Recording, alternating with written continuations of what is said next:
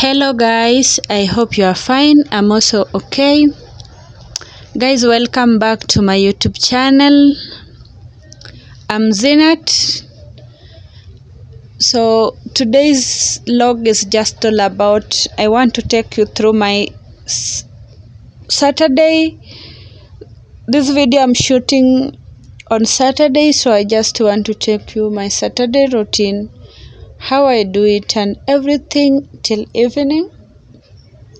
So the first thing, I just wanna say thank you guys if you step by or if you come across this video and you've watched it.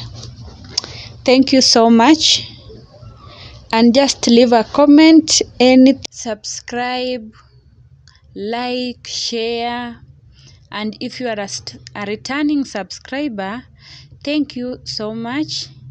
Thank you for your continued support, because that is the only way you could support me, and I appreciate.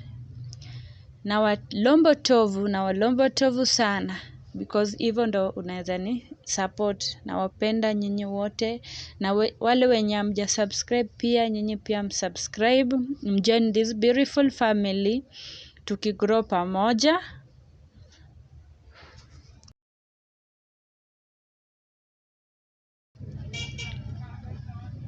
So siku yangu huwa inaanza 6:30. Kama hiyo Saturday siku ilianza 6:30. So 6:30 I went to the bathroom. I did the normal things we do in the bathroom. So after that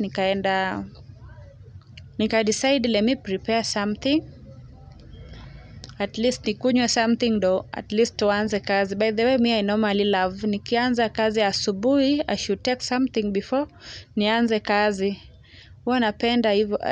Hata maybe pengine unaweza kuwa tu ni kama maybe hata kama una chai ya maziwa, maybe strong tu, anything that is kwetu moto nikunywe, at least ndo nianze kazi yangu.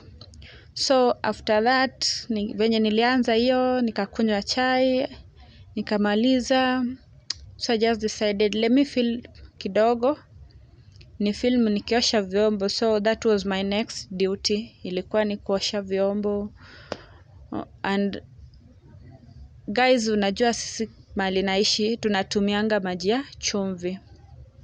So maji ya chumvi kwa vyombo, yes, it is not that bad, juu ni vizuri, si mbaya, but inasaidia mahali juu kuna places unapata hakuna maji, so they suffer. But I appreciate sisi tukona, at least tukona hiyo. But kwa vyombo it is not that, si poa. Yani ukiosha na vyombo hazing'ari. Alafu at times unapata pengine kama umeweka vyombo zikauke, hazikauki zikiwa clear, hizo vyombo zitakauka zikiwa na madot. So ni kawaida tu, inabidi, nevertheless tuna survive. So hivyo tu ndo ilikuwa. After nikamaliza nikaosha vyombo, after that I just have decided acha nipumzike kidogo.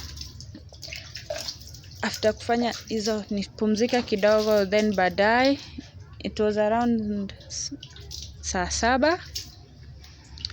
So nikasema acha nifanye nini, ni swali. So nikaenda nikashika udhu yangu, then nikaingia kuswali. So after kuswali baadaye tena sasa ilikuwa